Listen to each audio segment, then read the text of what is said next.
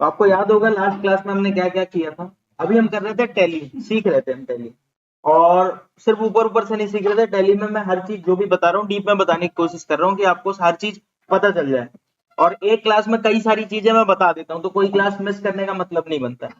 दूसरी बात, किसी रीजन से अगर आपकी कोई क्लास मिस होती है तो कोई इशू वाली बात नहीं है इतनी, आपको रिकॉर्डिंग देखनी पड़ेगी, ठीक है। तो अगर कोई क्लासेज मिस होती है तो कोई इशू वाली बात नहीं है, लेकिन 1 या 2 दिन के अंदर जैसे ही हम क्लास अपलोड करते हैं चाहे ऐप पे, तो आपको तुरंत जाके देख लेना है, नहीं तो फिर आपको दिक्कत होगी। चलो, हम कर रहे थे टैली प्रैक्टिस विदाउट जीएसटी, जिसमें ये स्टेप 1 यानी कंपनी वगैरह बनाना, एड्रेस डालना, अब आपको एड्रेस वगैरह डालना अब आपको आ गया था। इसके अलावा फीचर इनेबल करना, यूनिट बनाना, होपफुली स्टॉक आइटम बनाना। अच्छा, स्टॉक आइटम या यूनिट बनाने के बाद उसको डिलीट करना, कौन से केसेस में वो डिलीट नहीं हो गए, कौन से केसेस में ऑल्टर नहीं होगा। होपफुली आपको ये सारी बातें समझा दिया था मैंने और आपको समझ आ गई होगी, ठीक है। इसके अलावा और क्या चीज था, ये लोकल परचेज, सेंट्रल परचेज बनाना। इसके बाद अगर कोई क्रेडिटर है तो उनकी डिटेल बनाना, यहां तक आपको सिखा दिया था। इसके अलावा आपको कुछ एंट्रीज भी करना सिखा दिया था। अभी तक हम विदाउट जीएसटी ही एंट्रीज कर रहे थे, बिना जीएसटी के काम करना सीख रहे हैं अभी तक। क्या ये काम आएगा जब हम जॉब करेंगे? बिल्कुल काम नहीं आने वाला। तो आप सिखाई क्यों रहे हो? क्योंकि विद जीएसटी जब सिखाऊंगा, और जब तक ये नहीं समझ आएगा जब तक विद जीएसटी आप नहीं कर पाओगे। दूसरी बात, टैली का नया वर्जन आया 5.0, तो उसमें कुछ कुछ चेंजेस हैं, तो वो आपको थोड़ा सा ध्यान रखना चाहिए। दूसरी बात, जब भी आप कंपनी में काम करोगे विद जीएसटी तो प्रॉपर तरीके से होना चाहिए काम, इसी वजह से थोड़ा सा ज्यादा फोकस होना चाहिए आपको समझने में। अच्छा, ये वाली एंट्री भी हमने कर दी थी, मैंने ये वाली भी एंट्री कर दी थी। मान लेते हैं मुझे ध्यान नहीं आ रहा यार मैंने कितनी एंट्री कर दी थी, कौन कौन सी एंट्री कर दी थी। क्या मैं एंट्री कहीं से चेक कर सकता हूँ कि मैंने कौन कौन सी एंट्री कर दी थी? क्या बताया था आपको, बताओ जरा। मैंने आपको बताया था आप सिंपल चले जाओ डे बुक में, और डे बुक में जाओगे तो ध्यान रखना, अगर आप ध्यान से देखोगे तो यहाँ पे सिर्फ 2 अप्रैल लिखा है, इसका मतलब सिर्फ और सिर्फ 2 अप्रैल की एंट्री यहाँ पे दिख रही है। बट मैं चाहता हूँ कि मेरे को तो सारी एंट्री दिख जाए जो भी मैंने अब तक की है। तो देखो, एक और चीज बताने जा रहा हूँ, पीरियड चेंज करना है या डेट चेंज करनी है, पहले तो ये बताओ। अगर एक डेट चेंज करनी है, जैसे मुझे 1 अप्रैल का देखना है तो मैंने आपको बताया था F2 प्रेस करो, 1 अप्रैल पे चले जाओ, ठीक है। तो सिर्फ 1 अप्रैल की एंट्री दिखेगी। F2 प्रेस करोगे और F2 प्रेस करोगे और 2 अप्रैल डालोगे तो सिर्फ और सिर्फ कौन सी डेट की एंट्री दिखेगी? 2 अप्रैल की। अच्छा, आप देखोगे शॉर्टकट, जैसा कि मैंने बताया सारे शॉर्टकट कहीं ना कहीं लिखे होते हैं, तो F2 लिखा भी है डेट के साथ। लेकिन मुझे क्या करना है, एक डेट से, जैसे मान लेते हैं मैं कह रहा हूँ 1 अप्रैल से 1 मई तक जो एंट्री देखनी है वो सारी देखनी है मेरे को एक साथ, 1 अप्रैल से 1 मई तक की। तो क्या बताया था आपको? ऑल्ट F2, कंट्रोल नहीं, ऑल्ट F2। ऑल्ट F2 के साथ आपका पीरियड चेंज होता है। तो जैसे मैंने आपको बताया था, मैं अभी ऑल्ट F2 प्रेस कर रहा हूं तो वो पूछेगा फ्रॉम टू, कौन सी डेट से कौन सी डेट तक की आपकी एंट्री देखनी है। तो अगर मैं कह रहा हूं यहाँ पे 1 अप्रैल से, मैं कह रहा हूं मुझे 31 मई तक देखनी है, तो मैं यहाँ पे लिख दूंगा नीचे 31 मई। तो 1 अप्रैल से 31 मई तक की सारी एंट्री दिख जाएगी। अच्छा, मैं ऐसे मई नहीं लिखना चाहता, मेरे को ऐसे अच्छा लगता है, 31-5 चलेगा, टैली समझ जाएगा। 31 स्पेस देके 5 भी चलेगा, चलेगा। 31 मई की जगह मैं ऐसे लिख दूं फुल फॉर्म, चलेगा। 24 लिख दूं, चलेगा, बिल्कुल चलेगा। बस इस फॉर्मेट में लिखो कि टैली को समझ आ जाए। तो 1 अप्रैल से 31 मई तक की जितनी भी एंट्रीज आपने की होगी वो सारी दिख जाएगी। जैसे ही मैंने ये किया तो ऊपर देखोगे पीरियड 1 अप्रैल से 31 मई तक 3 ही एंट्री हमने की है, वो तीनों की तीनों हमें यहाँ पे दिख रही है। समझ आ रहा है? अच्छा, मान लेते हैं मुझे कोई डेट नहीं पता, मैं ये चाहता हूं पहली डेट से लेके, ये नई बात बता रहा हूं, ध्यान से सुनना, पहली डेट से लेके लास्ट जो भी एंट्री की है सारी दिखे, पर मेरे को डेट नहीं पता। अब आप बोलोगे बात समझ नहीं, क्या कहना चाह रहे हो? अभी मैंने आपको क्या बोला, अगर मुझे 1 अप्रैल की सारी एंट्री देखनी है तो F2 से डेट चेंज करूं और 1 अप्रैल डाल दूं, चलेगा। मुझे 1 मई की सारी एंट्री देखनी है तो F2 से 1 मई सिलेक्ट कर लूं। मैं कह रहा हूं मुझे 1 अप्रैल से 1 मई तक की सारी एंट्री देखनी है, तो क्या प्रेस करना होता है? Alt plus F2। तो मुझे क्या दिख जाएगा? 1 अप्रैल से लेके जो भी डेट डालूंगा, 1 मई अगर डाल रहा हूं तो 1 मई तक की सारी एंट्री दिख जाएगी, जो भी एंट्रीज आपने की होंगी डे बुक में दिख जाएंगी। अच्छा, एक बात बताओ, अभी मैंने आपको एक नई चीज बताई, मुझे यही नहीं पता कि मुझे कहां तक की डेट देखनी है, कहां तक की डेट देखनी है। मतलब मान लेते हैं मैंने एंट्रीज कर रखी है, अप्रैल में भी की है, मई में भी की है, जून में भी की है, मुझे नहीं पता कहां से कहां तक की है। मैं चाहता हूं कि 1 अप्रैल से लेके मैंने जहां तक एंट्रीज की हैं, जैसे मान लेते हैं अगर मैंने लास्ट एंट्रीज 1 जुलाई को की है तो 1 जुलाई तक अपने आप सारा दिख जाए। लेकिन मुझे पता नहीं है कि मैंने एंट्री 1 जुलाई तक की है, मैं चाहता हूं शुरू से लेके जिस डेट तक मैंने एंट्री की है वो डेट तक की सारी एंट्रीज दिख जाए। ऐसे केस में आपको क्या करना होता है, ये इंपॉर्टेंट चीज है, देखना। डे बुक में जाओ, ऑल्ट F2 प्रेस करो, स्पेस से ये फ्रॉम गायब कर दो, यानी पहली भी कोई डेट मत लिखो और 2 में भी कोई डेट मत लिखो, कोई डेट मत लिखो। अच्छा, जब आप दोनों में कोई डेट नहीं लिखते तो टैली क्या सिलेक्ट करता है, पहली डेट से लेके लास्ट डेट, जिस डेट तक आपने एंट्री की है वहां सिलेक्ट कर लेगा। जैसे ही मैं एंटर करूंगा तो क्योंकि हमारे केस में मैंने 1 अप्रैल की एंट्री की है और 2 अप्रैल की, बस, तो 1 अप्रैल से कहां तक सिलेक्ट कर लिया, 2 अप्रैल तक। मेरी लास्ट एंट्री अगर 1 जुलाई होती तो अपने आप ये कहां से कहां तक सिलेक्ट कर लेता, 1 अप्रैल से 1 जुलाई तक। समझ आ रहा है? तो एक बात, ये कुछ कुछ बातें मैं आपको बता रहा हूं क्योंकि आगे चल के आपको रिपोर्टिंग करनी होगी, बहुत सारी चीजें करनी होंगी, डाटा निकालना होगा। आपसे ये बोलेगा 1 अप्रैल से 1 मई का डे बुक दे दो, तब तो दे दोगे। आपसे बोलेगा 1 अप्रैल से जिस डेट तक एंट्री हुई है वहां की दे दो, तो कैसे पता चलेगा, स्पेस ऊपर भी और स्पेस नीचे भी, दोनों गायब हो जाएगा, तो पहली डेट से लेके लास्ट डेट तक की सारी एंट्री दिख जाएगी। समझ आ गया मैं क्या कहना चाह रहा हूँ? अच्छा, मान लेते हैं मैं फिर भी मेरे को समझ नहीं आ रहा, मैं बस ये जानना चाहता हूँ कि लास्ट डेट की मैंने कौन सी डेट को एंट्री की है, लास्ट एंट्री मैंने कौन सी डेट को की है। तो आप देखोगे यहाँ पे जब आपकी कंपनी का नाम लिखता है तो यहाँ पे डेट ऑफ लास्ट एंट्री दिख जाती है, तो यहाँ लिखा हुआ है 2 अप्रैल 2024, इसका मतलब आपने 2 अप्रैल 2024 की लास्ट एंट्री की। अब आप बोलोगे इतना मत पकाओ, आगे बढ़ो, ये सब हमें आ गया था समझ, कोई दिक्कत नहीं है, बहुत सिंपल सिंपल बातें हैं, आप बस बार बार बोल रहे हो इसको। चलो ठीक है, यहाँ तक क्लियर है। अब हम थोड़ा सा आगे बढ़ते हैं। एक बात मैं फिर से बोल रहा हूँ, ये जो जो चीजें बता रहा हूँ कोशिश करो दिमाग में बिठा के रखो। रीजन ये है कि टैली बहुत वास्ट है, ऐसा नहीं है कि 1 महीने 2 महीने में कंप्लीट कर लेना चाहिए, हम करेंगे कंप्लीट, 2 महीने के अंदर हम कंप्लीट कर देंगे, लेकिन टैली बहुत वास्ट है, तो आपको प्रैक्टिस, जो भी मैंने बोल दिया उस चीज की प्रैक्टिस होनी चाहिए, वो करके देखना, प्रैक्टिकली करके देखना, ताकि दिमाग में बैठा रहे। प्लस जैसे जैसे मैं क्वेश्चन दूंगा, जैसे मैंने आज जो क्वेश्चन दिया है उसमें मैंने कई सारी चीजें नहीं दी है, क्लोजिंग बैलेंस बताओ, डे बुक में सारी एंट्रीज देखो, तो ये सब चीज से आपको पता चल जाएगा कि अच्छा अच्छा, ताकि आपका रिवीजन होता रहे साथ साथ। तो ये पीडीएफ वगैरह आपको मिलते रहेंगे ताकि आपको रिवीजन होता रहे, जो भी चीज आपको सिखाई गई है उन सारी चीज का रिवीजन होता रहे, और फिर टेस्ट होंगे तो टेस्ट में ऑटोमेटिक आ जाएगा, ये सारी चीजें कवर हो जाएंगी। चलो, तो यहाँ तक की हमने एंट्री कर ली थी। अब मैं आ रहा हूँ यहाँ पे, मैंने मिस किरण से कुछ परचेज किया, 1 मई को परचेज किया है, बिल नंबर ये था और आइटम ये था जो मैंने परचेज किया है, मुझे इसे रिकॉर्ड करना है अपने बुक में। बताओ जरा रिकॉर्ड कैसे करते हैं। आप बोलोगे देखो अभी तक हमें क्या क्या समझ आ गया, आपने टैली में क्या क्या बता दिया, क्रिएट से कुछ भी नया बनाना है और ऑल्टर से जो भी मैंने बना रखा है उसको चेंज करना है। ये यूनिट, स्टॉक और लेजर की बात हो रही है, लेकिन अगर कंपनी में कुछ चेंज करना है तो कहां बताया था, वहां जाओ कंपनी में और यहाँ पे जाओ ऑल्टर कंपनी में। ध्यान रखना, कंपनी में कुछ चेंज करना है, कंपनी का एड्रेस चेंज करना है, इस सब के लिए कंपनी में जाना पड़ेगा।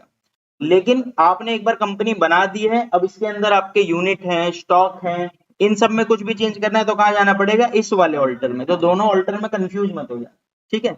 मैंने कंपनी बना, मतलब यूनिट बना लिए, स्टॉक आइटम बना लिए, ऑल्टर से ऑल्टर कर लिया। इसके अलावा अगर मैं जाऊं वाउचर पे तो यहाँ पे मुझे एंट्रीज करने को मिलता है, यानी मैं कोई नई एंट्री कर रहा हूँ, मैं खरीद रहा हूँ तो यहाँ पे बताऊंगा, मैं बेच रहा हूँ तो यहाँ पे बताऊंगा, और डे बुक से मैं वो एंट्रीज देख लेता हूँ कि कितनी एंट्रीज हुई। तो अभी मैं वाउचर पे जा रहा हूँ एक नई एंट्री बताने, लेकिन जैसा कि मैंने आपको बताया, आप टैली को कौन सी एंट्री बताने जा रहे हो वो आपको टैली को पहले बताना पड़ेगा। अगर आप परचेज कर रहे हो तो टैली को पहले बोलो परचेज कर रहा हूँ, अगर आप सेल कर रहे हो तो टैली को पहले बोलो सेल कर रहा हूँ। जैसे इस केस में अभी करेंटली मैं क्या करने जा रहा हूँ, परचेज, तो मुझे टैली को पहले बताना पड़ेगा कि मैं परचेज करने जा रहा हूँ। और आप इस साइड ढूंढो कि परचेज है कहाँ, परचेज ये रहा F9, तो मैंने परचेज पे क्लिक कर दिया। अब जैसे ही मैंने परचेज पे क्लिक किया, यहाँ परचेज आ गया है, इससे पता चल रहा है मैं परचेज करने जा रहा हूँ। अब एक बात ध्यान से, परचेज अगर आप करने जा रहे हो तो कौन सी डेट को करने जा रहे हो, 1 मई 2024, 1 मई 2024 को मैं परचेज करने जा रहा हूँ, तो ये रही मेरी टैली। अब मुझे यहाँ पे डेट डालनी है 1 मई 2024, लेकिन अगर आप ध्यान से देखोगे तो यहाँ पे क्या डेट डली हुई है, 2 अप्रैल, मुझे तो 1 मई डालनी है, कैसे चेंज करूँ, F2, मैंने F2 प्रेस किया, वो डेट पूछेगा, मुझे डालनी है 2 मई, 1 मई डालनी है, 1 मई कैसे डाल दूं भाई, मैं बहुत ज्यादा डिटेल में लिखना चाहूँ तो ऐसे भी लिख सकता हूँ 1/5/2024, टैली समझ जाएगा। मैं चाहूँ तो ऐसे भी लिख सकता हूँ 1 मई, क्योंकि 2024 ऑटोमेटिक ओपन है तो वो अपने आप 2024 ही ले लेगा। आप चाहो तो डिटेल में लिख सकते हो और एंटर करोगे 1 मई 2024 आ गया है। सप्लायर इनवॉइस नंबर, सप्लायर का बिल नंबर क्या होगा? तो सप्लायर का बिल नंबर है 112/KA/2024। एक बात ध्यान रखना, KA यहाँ पे कैपिटल लेटर में दिख रहा है, तो आपको यहाँ पे कैपिटल लेटर में ही लिखना पड़ेगा। ये छोटी छोटी गलतियां होती हैं जब आप जॉब करने जाते हो तो वहां करते हो, KA स्मॉल में नहीं लिखोगे, इनवॉइस नंबर जैसा लिखा हुआ है एज इट इज आपको लिखना होता है, ध्यान रखना।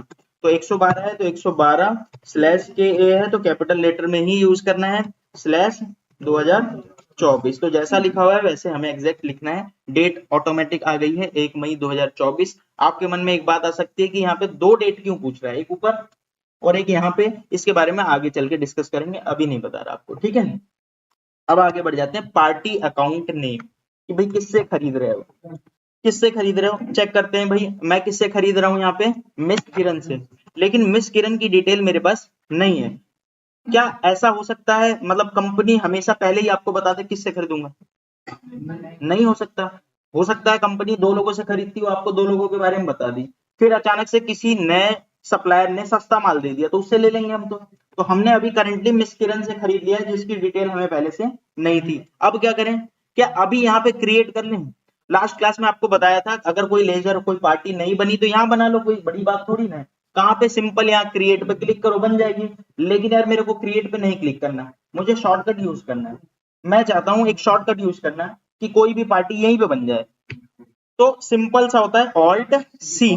अब आप बोलोगे यार एक नया शॉर्टकट बता दिया, लिख देता हूं मैं वैसे तो, ऑल्ट सी, ऑल्ट सी, ये याद रख लो, अभी याद हो जाना चाहिए क्योंकि ये इतनी बार यूज होने वाला है, इतनी बार यूज होने वाला है, आप हमेशा बार बार तो कोई नए लेजर बनाने पड़ेंगे। तो आपको क्या करना है, सिंपल क्या करना है, ऑल्ट सी, या फिर आप चाहो तो क्रिएट पे क्लिक करके भी बना सकते हो। जैसे मुझे यहाँ पे मिस किरण को डालना था, तो चाहे तो मैं यहाँ पे मिस किरण को डायरेक्टली मैनुअली यहाँ पे क्रिएट पे जाके एंटर करके बना लूं, या फिर मैं स्पेशली ऑल्ट सी प्रेस करूं। मैं आपको ऑल्ट सी प्रेस करके दिखाता हूं, मैं नीचे आ गया हूं और ऑल्ट सी प्रेस कर रहा हूं तो ये लेजर खुल गया है जो बनाना है मुझे। मिस किरण की बात हो रही है तो मिस किरण, मिस किरण है कौन बताओ? आप बोलोगे मिस किरण से अगर आप खरीद रहे हो तो वो आपका क्रेडिटर है, तो आपको यहाँ पे क्या डालना पड़ेगा, सन्ड्री क्रेडिटर। क्लियर है? इसके अलावा मिस किरण का एड्रेस वगैरह, मैंने एड्रेस गलती से मेंशन नहीं किया तो आप यहाँ पे हरियाणा का ही मान लो और आप यहाँ पे आगे बढ़ जाओ। मिस किरण हरियाणा की है, पिन कोड वगैरह डाल दो, पेन नंबर उनका पता है तो डाल दो। क्लियर है यहाँ तक? चलो, अब क्योंकि ये हरियाणा की है, हो सकता है आप घर पे कर रहे हो तो आपने किसी और स्टेट का मान लिया हो तो आप सेंट्रल परचेज डालोगे, बट मैंने हरियाणा का माना तो मैं क्या डालूंगा, लोकल परचेज। क्लियर है यहाँ तक? अब मुझे यहाँ पे आइटम बताना है जो मैंने उससे खरीदा है। आप बोलोगे बड़ा आसान है, यहाँ पे स्पेस प्रेस करो, लिस्ट आ जाएगी। बट जो मेरी लिस्ट आ रही है उसमें लीची तो नहीं है, लीची खरीदा है मैंने लेकिन यहाँ पे लीची नहीं दिख रही। इसका मतलब मेरे को पता नहीं था कि आप लीची भी खरीदते हो, लीची में भी डील करते हो। अगर पता होता तो पहले ही बना लिया होता। कहां से, क्रिएट स्टॉक आइटम, वहां पे बना लिया होता। बट अभी अभी नया नया पता चला तो क्या लीची बना दूं अभी? कहां से, ऑप्शन क्या है, या तो मैं यहाँ पे जाके क्रिएट करूं जिससे बन जाएगा, या तो मेरे पास दूसरा ऑप्शन क्या है, ऑल्ट सी। तो मैं दोनों में से कैसे भी कर सकता हूं। आगे हम ऑल्ट सी प्रेस करेंगे, ठीक है। और यहाँ पे नाम क्या रख रहे हैं हम, लीची। लीची किसके अंडर में आएगी, प्राइमरी। और यहाँ पे यूनिट बताओ, लीची कैसे बेचोगे आप, पैकेट में। एक बार चेक करो क्या पैकेट नाम का यूनिट बना रखा है आपने? पैकेट नाम का यूनिट मैंने नहीं बनाया। डोजन दिख रहा है, केजी दिख रहा है, लीटर दिख रहा है, पीस दिख रहा है, पैकेट नहीं बनाया। क्या मैं अभी बना सकता हूँ? क्या कहीं ऑप्शन दिख रहा है? आप बोलोगे ये रहा ना क्रिएट का ऑप्शन, या तो यहाँ क्रिएट पे क्लिक कर दो या फिर क्या प्रेस कर सकते हो, ऑल्ट सी। अच्छा, अब आप देखोगे मैंने 3 बार ऑल्ट सी प्रेस किया, टोटल 3 बार ऑल्ट सी अभी आपके सामने प्रेस किया। एक बार प्रेस किया तो लेजर खुल गया, एक बार प्रेस किया तो स्टॉक आइटम खुल गया, और अभी प्रेस करूंगा तो यूनिट बन जाएगी। यानी ऑल्ट सी कहीं पे भी काम आ सकता है। ऑल्ट सी एक शॉर्टकट है क्रिएट करने के लिए। अब वो क्रिएट आप किस जगह पे कर रहे हो, जैसे यहाँ पे आपको यूनिट डालनी थी, अगर यहाँ प्रेस करोगे ऑल्ट सी तो अपने आप क्या बनेगा, यूनिट। अगर आप यहाँ पे क्या डालना होता है, यहाँ पे बताओ, यहाँ पे स्टॉक आइटम डालना होता है, तो यहाँ पे ऑल्ट सी प्रेस करोगे तो क्या बनेगा अपने आप, स्टॉक आइटम। अच्छा, यहाँ पे क्या डालना था, यहाँ पे पार्टी का नाम, लेजर बनाने थे, तो यहाँ पे ऑल्ट सी प्रेस करोगे तो पार्टी का नाम क्रिएट होगा। एक बात मैं फिर से बोल रहा हूँ, रिपीट कर रहा हूँ, ध्यान से सुन लो। ऑल्ट सी अलग जगह पे अलग तरीके से काम करता है। ऑल्ट सी का काम है क्रिएट करना। जब आप ऑल्ट प्लस सी प्रेस करते हो तो कोई नया लेजर बन सकता है, कोई नया स्टॉक आइटम बन सकता है और कोई नया यूनिट भी बन सकता है। डिपेंड करेगा कि आप किस जगह पे क्लिक कर रहे हो, किस जगह पे प्रेस कर रहे हो ऑल्ट सी। जैसे मैं यहाँ प्रेस किया तो लेजर बन रहा था। अच्छा यहाँ पे क्या डालना होता है, इस जगह पे आप बोलोगे यहाँ पे तो स्टॉक आइटम डालना होता है, तो अगर मैं यहाँ ऑल्ट सी प्रेस करता हूँ तो स्टॉक आइटम बनेगा।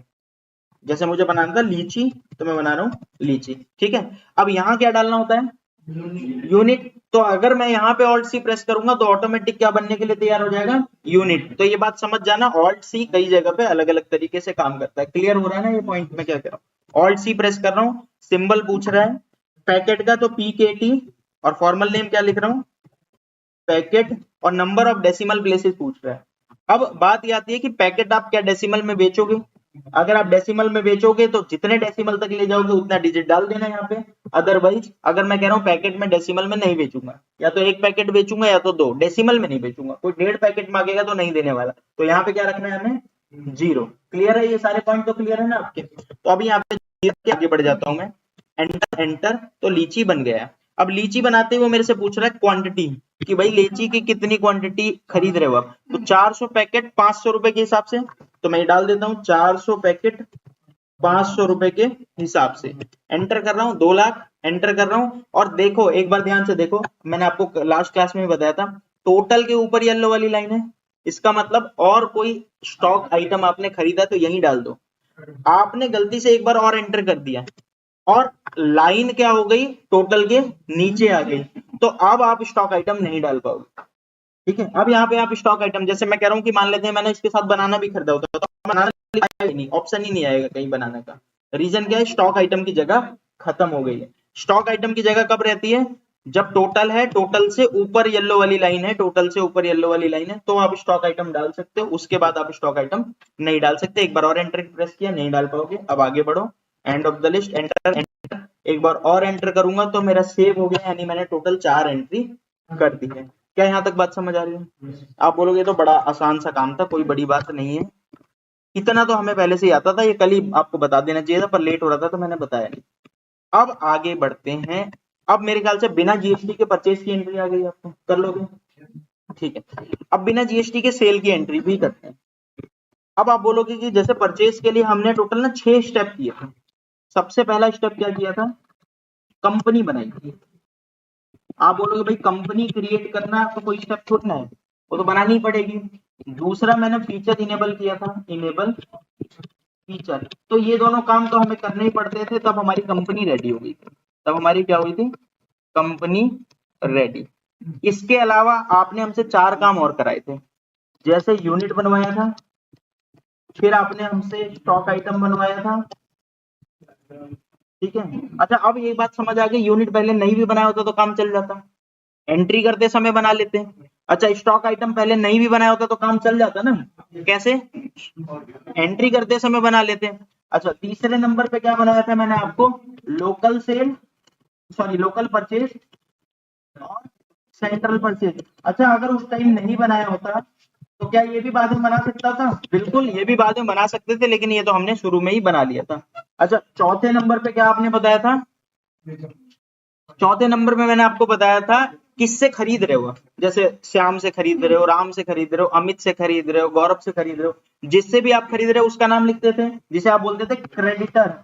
लेकिन एक बात बताओ, क्या इसे भी पहले बनाया होता, नहीं बनाया होता तो चल जाता, बिल्कुल। मिस्टर ए से खरीद रहा हूँ, मिस्टर बी से खरीद रहा हूँ, अगर मैं, मेरे को पहले से पता है तो मैं बना लूंगा, और मुझे नहीं पता तो भी मैं एंट्री करते समय एट ए टाइम बना सकता हूँ। तो होपफुली अब आपको लग रहा होगा कि चीजें तो बड़ी आसान है। जो टैली पहली बार देख रहा है, जो टैली पहले भी कर चुका है, वो कह रहा होगा क्या घटिया चीजें आप बता के टाइम पास करा रहे हो, लेकिन बताना पड़ेगा क्योंकि आप में से मोस्टली लोग जिन्होंने टैली कभी देखी ही नहीं है, तो इसीलिए मैं बता रहा हूँ सब कुछ धीरे धीरे।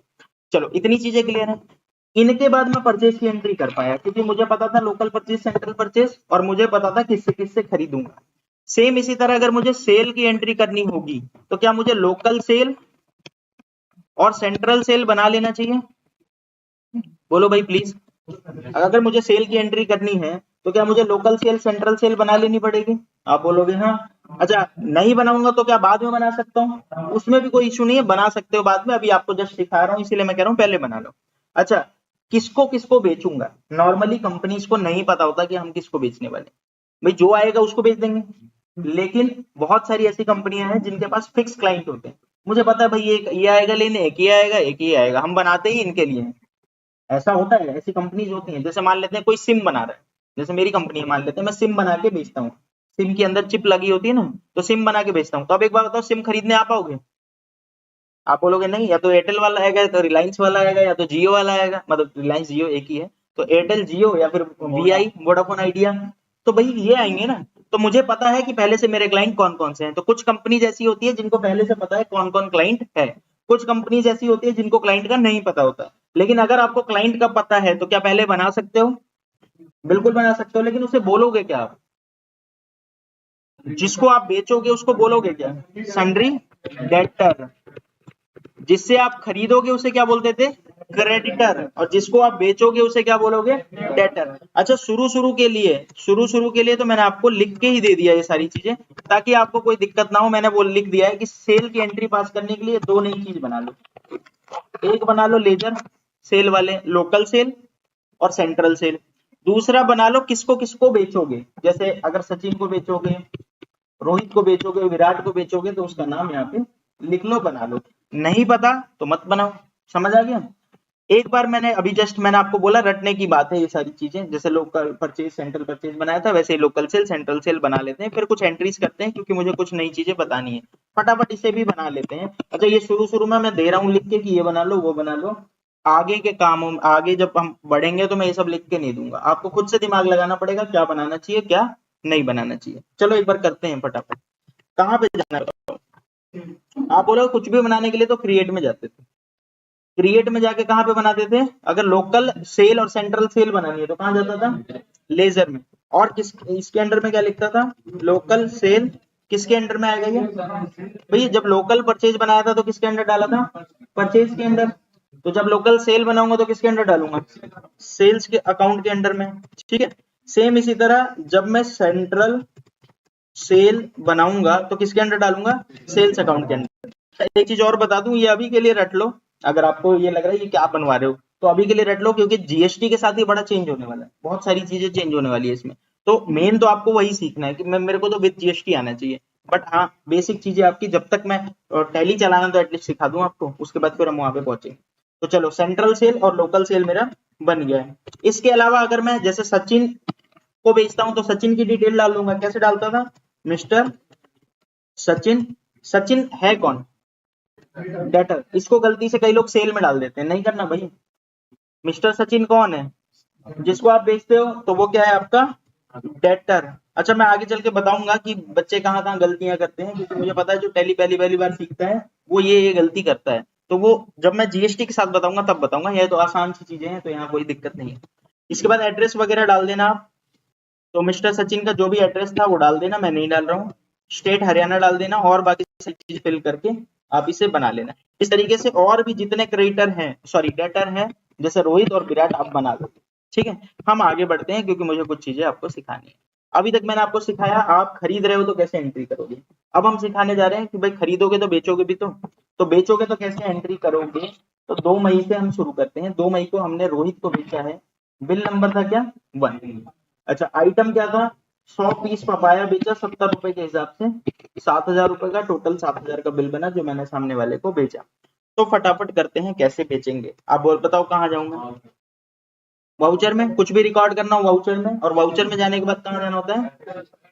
F8 आप बोल सकते हो, या फिर सीधा सेल्स पे क्लिक कर दो। तो सेल्स पे क्लिक कर दिया और सेल नंबर अपने आप 1 आ गया है, अपने आप 1 आ गया है। और अगर आप देखोगे ध्यान से तो यहाँ पे, सॉरी वाउचर पे जाते हैं, सेल नंबर आ गया है और यहाँ पूछ रहा है पार्टी का नाम, किसको बेच रहे हो? मिस्टर रोहित। तो यहाँ पे आप सिलेक्ट कर सकते हो मिस्टर रोहित, सॉरी रोहित। लेकिन मिस्टर रोहित यहाँ कहीं दिख रहा है आपको? नहीं, इसका मतलब हमने बनाया नहीं है, तो अभी बना लें। कैसे?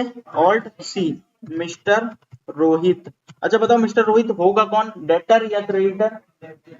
मैं इसको बेच रहा हूँ तो ये मेरा डेटर होगा, तो डेटर। इसके अलावा मिस्टर रोहित है कहाँ का? मिस्टर रोहित अगर आप देखोगे तो मिस्टर रोहित हरियाणा का ही था, तो आप यहाँ पे हरियाणा ही डाल दोगे। चलो, ये बन गया।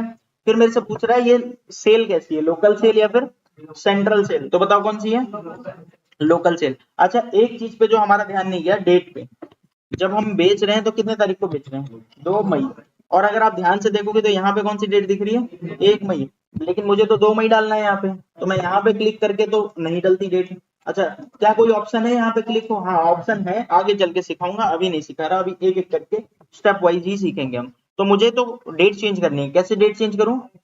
F2, मैं सिर्फ F2 प्रेस करूंगा तो मेरी डेट अपने आप 2 मई आ गई। अगर आप देखोगे तो पहले 1 मई लिखी हुई थी, अपने आप 2 मई आ गई।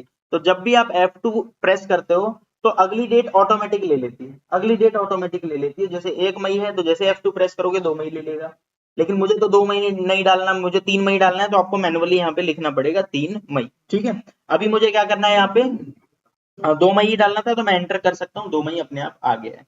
इसके अलावा अब मैंने मिस्टर रोहित को लोकल सेल किया है। अब मुझे बताना है आइटम क्या बेच, एक बार चेक कर लेते हैं आइटम क्या बेच रहा हूँ। मैं आइटम बेच रहा हूँ पपाया, 70 पीस बेच रहा हूँ, 100 पीस बेच रहा हूँ। तो पहले तो मैं पपाया देखता हूँ, क्या पपाया लिस्ट में दिख रहा है? हाँ, और एक चीज और, पपाया यहाँ लिखा कितना है चेक करके बताओ, 350 पीस। ये क्या लिख रहा है? ये आपकी क्वांटिटी लिख रहा है कि करंटली आपके पास कितनी क्वांटिटी पड़ी हुई है। तो अगर मेरे पास 350 पीस पड़ा हुआ है तो मैं कितने पीस बेच सकता हूँ? 350 पीस बेच सकता हूँ। अगर यहाँ पे तो मैंने 100 पीस बेचा, कोई इशू नहीं है, मेरे पास 350 पीस पड़े हैं, मैं 100 बेच सकता हूँ। लेकिन अगर मान लेते हैं मैं पपाया को 400 पीस यहाँ डालूं, देखो मैं आपके सामने 400 पीस डाल रहा हूँ, मेरे पास है कितने? 350 पीस, लेकिन मैं यहाँ डाल रहा हूँ 400 पीस। देखना ध्यान से, जैसे एंटर कर रहा हूँ एक वार्निंग दे रहा है मेरे को, पढ़ लो एक बार वार्निंग। वार्निंग में लिखा है नेगेटिव स्टॉक 50 पीस, यानी आपका 50 पीस नेगेटिव चला जाएगा। यानी आपके पास है 350 और आप बेचने कितना जा रहे हो? 400। तो भाई अगर कंटिन्यू करना है तो आप एक बार एंटर कर दो, कंटिन्यू हो जाएगा, कोई दिक्कत नहीं है। लेकिन आपके पास जब आप स्टॉक देखोगे तो आपके पास माइनस का 50 पीस दिखाएगा, जो कि गलत है। तो एक तो होना क्या चाहिए, जितना खरीदोगे उससे कम ही बेच पाओगे ना, उससे ज्यादा तो बेच नहीं पाओगे।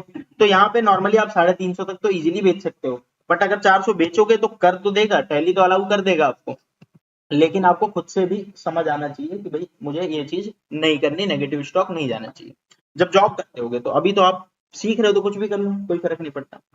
मैं यहाँ डाल रहा हूँ 100 पीस, क्योंकि हमने 100 पीस बेचा है 70 रुपए के हिसाब से, तो 7,000 रुपए का पपाया बना है। और कुछ बेचा था क्या इस बिल पे? नहीं। तो एक बार एंटर करूंगा, एंटर करूंगा, एंटर करूंगा, एंटर करूंगा, और एक बार और एंटर कर दिया, मैंने एंट्री कर दी, यानी एक सेल मैंने रिकॉर्ड कर दी है। क्लियर है? चलो अब बात करते हैं 1 जून 2024 को मैंने किसको बेचा है? सचिन को बेचा है।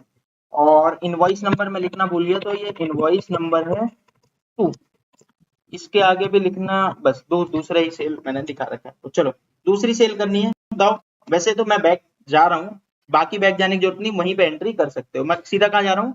वाउचर में। और वाउचर में सबसे पहले मुझे क्या सिलेक्ट करना है, किसको बेच रहा हूँ? सचिन को। तो ढूंढ लेता हूँ सचिन है क्या, है सचिन, सचिन सिलेक्ट कर लिया। सेल लेजर कौन सा होगा? सचिन हरियाणा का था तो कौन सी सेल हो गई? Local cell. और आइटम बताओ, लेकिन एक बार और ध्यान देना, डेट ठीक है क्या? 2 मई को ही बेच रहा हूँ, चेक करो आप कितने तारीख को बेच रहे हो? 1 जून को बेच रहा हूँ, तो यहाँ पे भी 1 जून होना चाहिए। अब 1 जून होने के लिए फिर से आपको क्या प्रेस करना होगा? F2, और मैनुअली डालना पड़ेगा 1 जून। 1 जून 2024 की आप सेल करने जा रहे हो। क्या बेचा है? 150 लीटर जूस। तो सबसे पहले तो आप यहाँ पे जूस सिलेक्ट करो, और जूस सिलेक्ट करने से पहले देख लेना क्या 150 लीटर अवेलेबल है। बिल्कुल अवेलेबल है, 600 लीटर है, तो मैं यहाँ पे 150 लीटर डाल दूंगा। कितने रुपए के हिसाब से? 300 रुपए के हिसाब से। चलो इसके अलावा ध्यान रखना, टोटल के ऊपर येलो वाली लाइन है, मतलब और कोई स्टॉक बेचा है तो यहीं पे डालना है आपको। एक बार और एंटर करके नहीं डालना, पहले ही डालना है। चलो अब बताओ कितने? 40 डजन बनाना बेचे हैं, तो बनाना सिलेक्ट कर लो आप, बनाना। और आप देखोगे बनाना जैसे ही मैंने डाला है तो 100 डजन आ गया है, इसका मतलब 40 तो इजीली बेच सकता हूँ, कोई इशू नहीं है। तो मैंने 40 डजन बनाना 120 रुपए के हिसाब से बेच दिया, ठीक है। और इसके अलावा लास्ट कौन सा है? 10 पपाया बेचा है आपने 75 रुपए के हिसाब से, तो आप सिलेक्ट करो पपाया। 250 बचे हैं तो 10 तो आप बेच सकते हो, कोई इशू नहीं है। 10 पपाया मैंने सिलेक्ट कर लिया 70 के हिसाब से। देखो 70 अपने आप क्यों आ गया, बल्कि मैंने तो कितने में बेचा है? 75 में, लेकिन यहाँ रेट अपने आप 70 क्यों ले लिया? क्योंकि पिछली बार आपने कब खरीदा, कितने में खरीदा होगा? 70 में खरीदा होगा, तो इस बार इसीलिए ऑटोमेटिक, सॉरी बेचा होगा, तो इसीलिए इस बार ऑटोमेटिक 70 रेट ले रहा है। बट अगर आप कह रहे हो नहीं नहीं मैंने तो 75 में बेचा है, तो आप मैनुअली रेट चेंज कर सकते हो, 75 डाल दो। अब आपने यहाँ पे सेल की एंट्री कर ली है, एंटर करते हैं और ये एंट्री हो गई। अब आप बोलिए तो बड़ा आसान सा था ये, इसमें क्या ही बता रहे हो आप, ये घटिया चीजें बता रहे हो, आगे बढ़ो कुछ। तो चलो, होपफुली अब आपको अगर कोई सेल की एंट्री दे, परचेज की एंट्री दे विदाउट जीएसटी तो आप कर लोगे। ठीक है, कुछ चीजें इसमें और बतानी बाकी हैं जो हम अगली क्लास में करेंगे। अभी मैं और चीजें बताऊंगा, अभी आज की क्लास में भी कई चीजें होनी है, तो मैं अगली क्लास में थोड़ा सा बता देता हूँ, क्योंकि आपके मन में एक एक बात आ रही होगी कि ये तो आप वो बता रहे हो जिस कंपनी का एक ही गोडाउन है, आप हमें क्या सिखा रहे हो? कंपनी का एक ही गोडाउन है, खरीद रहा है तो वही सामान रख रहा है, बेच रहा है तो वही सामान रख रहा है, लेकिन क्या ऐसा रियल में होता है? आप बोलोगे बिल्कुल हो सकता है, कई कंपनी के एक ही गोडाउन होते हैं, एक ही जगह से काम कर रहे हैं, बट कई कंपनी ऐसी होती है जिनके 3-3 गोडाउन है। होता है कि नहीं होता है? जैसे मान लेते हैं कि मेरा ही मान लेते हैं बिजनेस है, और मैंने यहाँ पे भी खोल रखा, फरीदाबाद में भी और यहाँ पे सराय में भी, और इसके अलावा मान लेते हैं आईपी के अंदर में भी, तो 3 गोडाउन है, तीनों में मेरा माल आता है। जब मान लेते हैं मैं 1000 किलो एप्पल खरीदता हूँ, तो उनमें से 300 किलो एक जगह रख दिया, 300 किलो एक जगह रख दिया, 400 किलो एक जगह रख दिया, क्या ऐसा करता हूँ? और फिर जब कोई खरीदने आता है तो जो जिस गोडाउन पे आएगा उस गोडाउन से बेच देता हूँ, या फिर जिस गोडाउन का नजदीक है वहां से बेच देता हूँ, या फिर उस गोडाउन में खत्म हो गया तो इस गोडाउन से बेच देता हूँ। मतलब गोडाउन भी इन्वॉल्व होता है कई में, लेकिन आपने तो नहीं बताया। आपने तो सिंपल बोला खरीदो, एंट्री करो, बेचो, एंट्री करो। तो अगला टॉपिक जो हमारा होगा वो गोडाउन से रिलेटेड ही होगा, क्योंकि कई बार क्या होता है ना, आपने सुना होगा, जैसे मान लेते हैं आप किसी भी मान लेते हैं विजय सेल्स में गए, आप बोले मेरे को ये टीवी चाहिए, तो वो कहते हैं यार यहाँ नहीं है, हमारे दूसरे गोडाउन में पड़ा है, आप ऑर्डर कर दो, हम आपको भिजवा देंगे। तो वो कैसे चेक कर लेते हैं? टैली से ही चेक कर लेते हैं कौन से गोडाउन में कितना माल पड़ा है, वो सब उनको पता चल जाता है। तो ये सारी चीजें हम अगली क्लास से सीखना शुरू करेंगे, तो गोडाउन वगैरह सब सीखेंगे अगली क्लास में। तो पहले तो यहाँ देखो, यहाँ तक समझ आ रहा है सब कुछ। अब यहाँ पे आ जाते हैं, मैं कुछ चीजें आपसे पूछ रहा हूँ, ये 4 चीजें हैं, चारों चीजें अच्छे से समझ लो।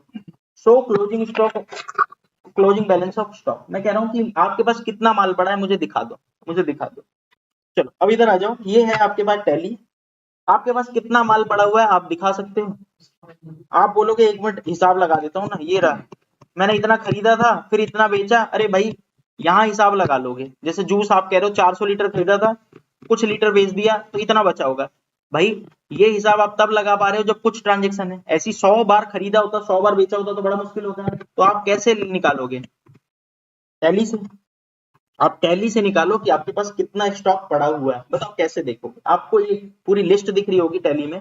तो कई सारी चीजें हैं टैली में, जिसमें अब तक मैंने आपको 4 चीज सिखा दी है। क्रिएट, ऑल्टर, अच्छा इसके अंदर के बहुत सारी चीजें नहीं भी सिखाई है, अब हल्का बहुत पता चल गया क्रिएट से क्या होता है, ऑल्टर से क्या होता है, वाउचर से क्या होता है, डे बुक से क्या होता है। लेकिन इसके अलावा और भी तो नीचे कई सारी चीजें लिखी हुई हैं, आप एक बार देखो इनमें से कुछ है आपको ऐसा लगता हुआ जिससे स्टॉक पता चल सके। आप बोलोगे स्टॉक समरी, यानी स्टॉक समरी से मुझे स्टॉक के बारे में आइडिया लग जाएगा कि मेरे पास कितना माल पड़ा हुआ है। तो आपको सिंपल जाना है स्टॉक समरी पे, लेकिन मान लेते हैं मैं कीबोर्ड से वहां नीचे तक नहीं जाना चाहता, मैं कोई शॉर्टकट यूज करना चाहता हूँ, तो क्या बताया था, एस प्रेस कर लो तो स्टॉक समरी अपने आप ओपन हो जाएगी। बाकी आप यहाँ पे जाके एंटर कर सकते हो, कोई इशू नहीं है। ठीक है, तो जैसे ही मैंने एंटर किया स्टॉक समरी ओपन हो गई है। अच्छा किस डेट से किस डेट तक?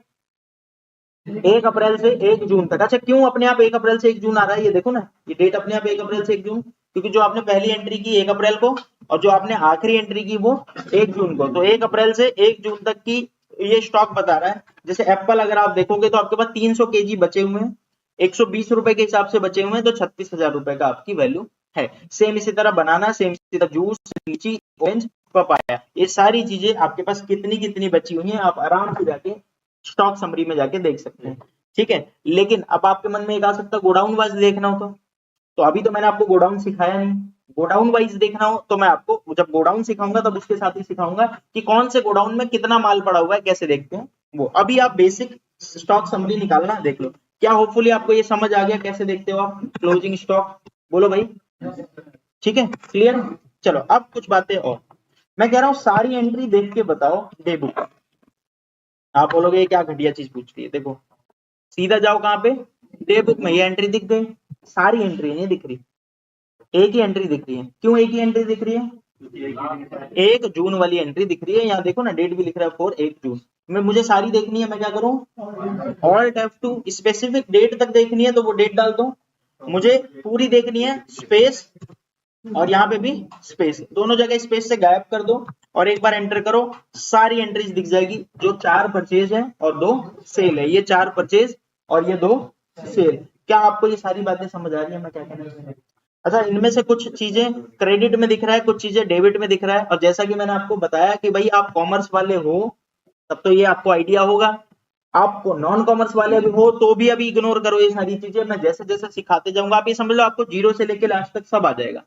अभी मैंने बिना डेबिट क्रेडिट सिखाए सीधा टैली स्टार्ट कर दी, मैंने बोला जितनी चीजें आपको बिना डेबिट क्रेडिट बिना जर्नल एंट्री के आ जाए पहले वो करेंगे। जब आपको ये सारी चीजें आ जाएंगी तो फिर जर्नल एंट्री और ये सब सीखेंगे डेबिट क्रेडिट, ताकि आप उस एडवांस चीजें उससे सीखेंगे, ताकि आपको टैली भी इजी लगे, क्योंकि पहले वो बताऊंगा तो आपको मुश्किल लगने लगेगी। ठीक है, तो ये क्लियर है यहाँ तक की सारी चीजें, या इसमें कुछ पूछना है आपको? डे बुक देख लोगे, चलो भाई ये पॉइंट क्लियर हो गया। अब मैंने बोला डे बुक में मुझे सारी एंट्रीज दिखती हैं, चाहे सेल की हो चाहे परचेज की, लेकिन क्या ऐसा कुछ नहीं है मैं सेल की एंट्री एक जगह देखना चाहूं, एक जगह एक पूरी लिस्ट आ जाए सिर्फ सेल की डिटेल, एक पूरी लिस्ट आ जाए जहां पे सिर्फ और सिर्फ परचेज की डिटेल हो, क्या ऐसा हो सकता है? बिल्कुल। तो उसके लिए आपको देखना होता है सेल रजिस्टर, सेल रजिस्टर, यानी अगर मुझे सिर्फ सेल देखना है, जैसे अभी मैं डे बुक में आया तो मुझे क्या दिख रहा है बताओ? परचेज भी सेल भी। अच्छा एक चीज और बता दूं, और भी कोई एंट्री करोगे, जैसे पैसे आए तो भी आप एंट्री करोगे, पैसे जाएंगे तो भी एंट्री करोगे, इसके अलावा आप जिस तरह की भी एंट्री चाहे रिसिप्ट पेमेंट सारी एंट्रीज यहाँ दिखेगी डे बुक में। लेकिन मैं कह रहा हूं नहीं नहीं, मुझे तो सिर्फ और सिर्फ सेल देखना है या फिर सिर्फ और सिर्फ परचेज देखना है, तो क्या डे बुक में देखना चाहिए या कहीं और जाके देखना चाहिए? कहीं और जाके। तो ईएससी से मैं बैक कर रहा हूँ, आप मुझे ढूंढ के दिखाओ कि कहां से देखना चाहिए। आप बोलोगे एक बार नाम पढ़ते हैं, create alter chart of account, ये तो कोई ऐसा नाम नहीं लग रहा। वाउचर डे बुक में तो सब दिखता है, मुझे सिर्फ और सिर्फ क्या देखना है? सेल, सिर्फ और सिर्फ क्या देखना है? सेल। इसके अलावा बैंकिंग, इसके अलावा बैलेंस शीट, इसके अलावा पी&एल अकाउंट, ये सब तो कुछ नहीं है। स्टॉक समरी से स्टॉक दिखेगा, रेशियो एनालिसिस नहीं, यानी कि जितनी रिपोर्ट यहां दिख गई ठीक है। नहीं तो नीचे एक ऑप्शन दिख रहा है डिस्प्ले मोर रिपोर्ट, तो क्या मुझे डिस्प्ले मोर रिपोर्ट पे जाना पड़ेगा और रिपोर्ट देखने के लिए? हाँ, इस पे एंटर करो। इस पे एंटर करने के बाद अब यहाँ पे फिर से कई सारी चीजें लिखी हुई हैं, जैसे trial balance, day book, cash flow, fund flow, account book. यार समझ नहीं आ रहा कहाँ देखूं, तो आप जाओ अकाउंट बुक में। ये सारी चीजें होती है, मैं शॉर्टकट भी लिख देता हूँ। D for display more report, A for account book. Account book के अंदर में जब आप जाओगे तब आपको फिर से बहुत सारी चीज दिखेगी, लेकिन इसमें एक दिखेगा सेल रजिस्टर। अब आप बोलोगे सब पढ़ना सिखाओगे? हाँ सब कुछ सिखाएंगे, लेकिन अभी आप बेसिक बेसिक तो सीखो। क्या दिख रहा है आपको? Sales register. यानी अगर मैं कहता हूं कि मुझे ना सिर्फ सेल वाली लिस्ट दे दो, तो आप डे बुक में नहीं जाओगे, आप कहां जाओगे? डिस्प्ले मोर रिपोर्ट, अकाउंट बुक, और उसके बाद सेल्स रजिस्टर। और सेल रजिस्टर के अंदर में सेल दिखेगा। अब पहले तो मैं आपको दिखा दूं, मंथली वाइज दिखता है। जैसे अप्रैल में, अप्रैल के आगे देखोगे ब्लैंक है, इसका मतलब अप्रैल में आपने कुछ भी सेल नहीं किए, और मई में आपने 7,000 रुपए की सेल की। एक ही बिल होगा, चाहे 10 बिल होते तो उस सारे का जोड़ के दिखाता। और जून में आपने कितना सेल किया है? 50,550 रुपए। अच्छा क्या मैं मई वाली डिटेल में देख सकता हूँ? एंटर करो, तो अब आपको यहाँ पे मई का एक बिल दिख रहा है, 2 मई को हमने खरीदा था। अच्छा 4 बिल होते तो क्या चारों दिखते हैं यहाँ पे मई में?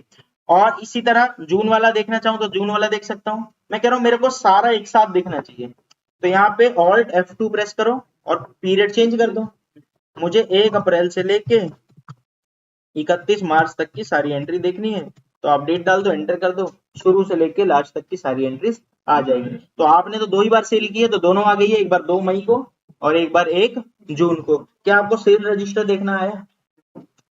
सेम इसी तरह मैं आपको ये भी दिखा देता हूँ कि परचेज रजिस्टर कैसे देखते हैं। अब ये सब का क्या काम आएगा भाई? आगे काम आएगा, अभी का कोई काम नहीं आ रहा, अभी कोई काम नहीं आ रहा। अभी तो जस्ट मैं आपको कुछ कुछ चीजें हर क्लास में नई नई सिखाने की कोशिश कर रहा हूँ, बस और कुछ भी नहीं। तो हमें परचेज रजिस्टर देखना हो तो कैसे देखेंगे बताओ?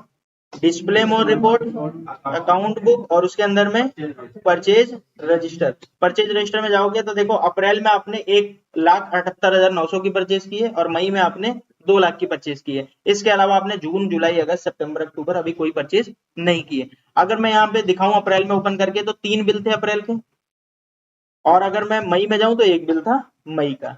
मैं कह रहा हूं मेरे को एक साथ सारी एंट्रीज देखनी है, तो क्या करूं?